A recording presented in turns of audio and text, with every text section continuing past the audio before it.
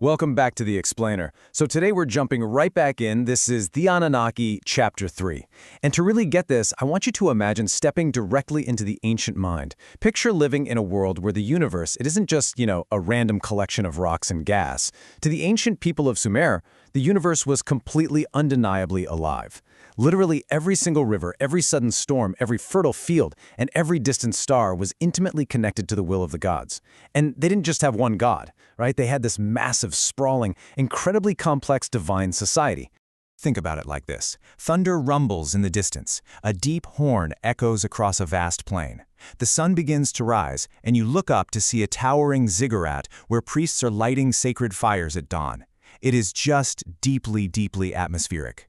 In this world, the gods were not these distant, abstract concepts that people just vaguely thought about. No, they had sprawling families, intense rivalries, massive responsibilities, and alliances that were constantly shifting. It was a huge, complex divine assembly that governed everything from the shifting winds to the autumn harvest. And right at the heart of this vibrant cosmic society was one specific, incredibly powerful group. So who exactly were the Anunnaki? Okay, let's dive into this. To truly understand these beings, we have to look way past all those modern internet rumors you might have seen and go straight to the absolute top of the cosmic hierarchy. We need to meet the highest god of them all, the guy from whom this entire group actually gets their name and their authority. And at the very top of that hierarchy, we have Anu, as the Lord of the heavens. So we're talking above the mountains, above the clouds, even above the stars themselves. Anu ruled the highest possible level of the cosmos. He was the ultimate source of divine authority, the symbolic father of the gods. But, well, here's the catch with Anu. Unlike the loud warrior or storm gods, Anu very rarely came down to Earth to actually intervene in human affairs. His main job was to establish the cosmic order and oversee the hierarchy from above. And this is a really crucial point. Scholars generally understand the word Anunnaki to literally mean the offspring or the princely descendants of Anu's lineage. Basically, they are his celestial family. But, if Anu is up there ruling from the distant heavens, somebody actually had to manage the world down below, right? Enter Enlil, the king of the gods. The big thing to know about Enlil is that he governed the active physical forces. We're talking the wind, the intense storms, and the air between heaven and earth. And his influence, it was massive. I mean, earthly kings literally believed they absolutely had to have Enlil's approval to rule. It was basically ancient Mesopotamia's ultimate cosmic PR endorsement. Cities begged for his blessing, and whole armies prayed to him right before a battle. From his sacred city of Nippur, Enlil stood at the absolute dead center of Mesopotamian religion for centuries. Now, while Enlil brought all that raw, stormy power, the divine family had another, very different star, and that's Enki, who is also known as Ea. Enki was the Lord of Wisdom. He ruled over the fresh waters beneath the earth. But honestly, more importantly, he represented creative intelligence, craftsmanship. So instead of just using brute force to get his way, Enki solved problems with cleverness. In fact, there's a highly revered Mesopotamian tradition where Enki secretly warns a righteous man about this coming catastrophic flood, and he gives him the knowledge to build a boat and preserve life. Because he was such a champion for humanity, he easily became one of the most beloved figures in all of their mythology. All right, let's move on to our next major deity, Inanna, the Queen of Heaven. Her domains are fascinating. They span love, beauty, and fertility, but also political authority and war. Now, to us today, those might seem like massive glaring contradictions. Like, how on earth can you be the goddess of both passionate love and terrifying war? But to the Sumerians, life itself was just full of contradictions. Creation and destruction, they're just two sides of the exact same coin. Inanna was fiercely ambitious, absolutely fearless, and she famously undertook this incredibly dangerous, mythic journey where she descended into the underworld. It perfectly symbolized that fragile, razor-thin balance between life and death.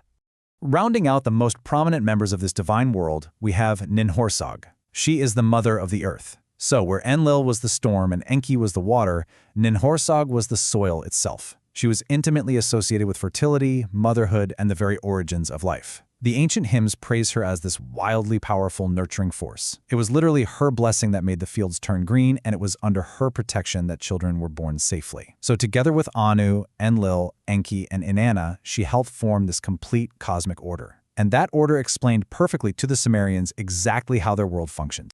So we have this beautifully structured pantheon, but that brings up a massive question, and honestly one that clears up a lot of modern confusion. Were the Anunnaki always the exact same group of gods doing the exact same jobs forever? It's really easy for us to look at ancient history as this one solid static block of time, but that is a huge misconception. The reality, as you're about to see, is way more fluid and honestly, a lot more fascinating. Just think about the timeline here.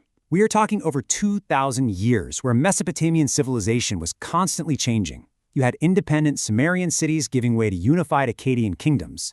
Then these massive Babylonian empires rose up, only to be totally overtaken by expanding Assyrian rulers. I mean, just think about how much our own culture has changed in the last 200 years? Now multiply that by 10. As these empires constantly rose and fell and all these different cultures blended together, their religious traditions naturally evolved right along with them. And because of that immense timeline, the very definition of the Anunnaki shifted. In some of the early texts, they appear as the absolute highest gods up in the heavens. But fast forward to later eras, and suddenly you find texts connecting them much more closely to the underworld, or with administering divine judgment after someone dies. See, there is no single ancient book that just hands us a neat, permanent definition. Historians have to painstakingly reconstruct all these shifting roles by translating and comparing literally hundreds of different clay tablets that were written across many, many different centuries. But despite all those changes, one super fascinating concept really remained constant: the divine council. The gods didn't just sit up there and issue decrees in a vacuum. They operated like a political assembly. They gathered together, they debated the issues, passed judgment, and then ultimately decided the fate of kings and entire cities. And this perfectly mirrored the human political world. Just like a human ruler would meet with their advisors to maintain order in a city, the gods held their own council to maintain order across the entire universe. Okay, we do have to pause here for a second to address the absolute elephant in the room. If you browse the internet or, watch certain late-night TV shows, you are going to see the Anunnaki portrayed as technologically advanced extraterrestrials, ancient aliens who came to Earth in spaceships. But when historians actually read the original cuneiform tablets, that is simply not there. The texts consistently present the Anunnaki exactly as we've been discussing, as divine, mythological beings that represent the natural and political order of Mesopotamia. They are a deeply rich part of a religious tradition. They aren't science fiction. And honestly, realizing that they are mythology makes them so much more important. These ancient myths are humanity's earliest surviving attempts to just make sense of everything. They reveal how people thousands and thousands of years ago understood creation, justice, the terrifying forces of nature, and our own place within this incredibly vast universe. They're like a window straight into the hearts and minds of the people who literally built the very first cities. And it's a total marvel that we even know any of this at all. Think about the generations of dedicated ancient scribes who carefully pressed these stories into wet clay tablets. Miraculously, a lot of those tablets actually survived. Often broken, sure, but completely legible for over 4,000 years. And these surviving tablets, they tackle the biggest questions that we are literally still asking today. Why do we exist? Why is there suffering in the world? Why do massive natural disasters like floods just wipe out entire civilizations? Why do political powers rise and fall? This is our oldest collection of human thought. And right among all those surviving tablets, there is one profound question that just appears again and again, leading us right to the edge of an absolute mystery. Why were human beings created in the first place? Were we made to rule the earth alongside the gods? Were we created simply to serve and worship them? Or was there another, entirely different purpose? Hold on to that question, because in Chapter 4, we are going to open up the oldest creation texts in existence.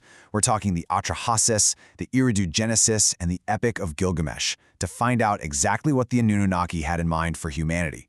You absolutely will not want to miss it.